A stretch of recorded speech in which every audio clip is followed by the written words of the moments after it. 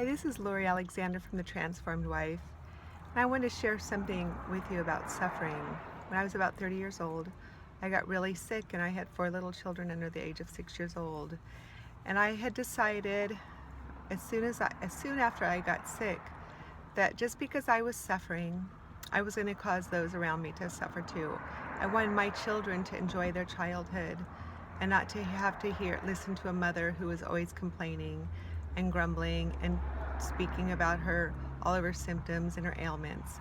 Because I've been around people like that before, and they weren't fun to be with at all. All they wanted to do was talk about their illnesses and their aches and their pains, and they were just unhappy people. And unhappy people just aren't fun to be around, and they don't make the world any better. Whereas happy people make the world a much better place. And even when you're suffering, it's almost impossible to be, especially when you're physically suffering, even mentally or any type of suffering. It's difficult to be happy, but you can still learn to be pleasant and not complain and tell people about your problems and just be a miserable person to be around. You can suffer in silence. And the way that I did that was I always reminded myself that the joy of the Lord is my strength. And that verse about singing songs and hymns and making melody within your heart, I'd have many, many nights of sleepless nights. And it was like the Lord just put a hymn into my mind, and I would just sing that hymn over and over and over again. And it helped me to get through my pain.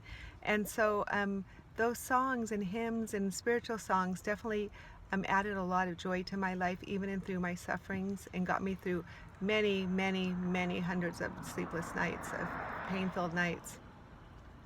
And then also, when you're suffering, another thing that you can do is just dwell upon all of your blessings. Instead of just focusing upon your suffering, think of all the good things that the Lord has given to you. And don't listen to the news.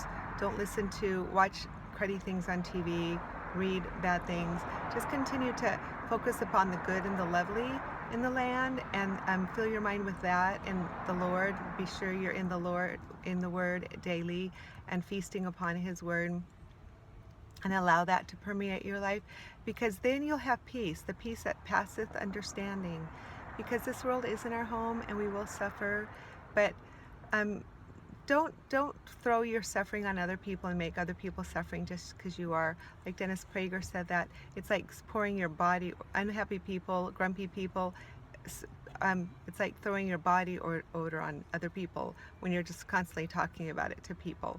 So just learn to be content in whatever situation the Lord's given to you, and it's something that you learn.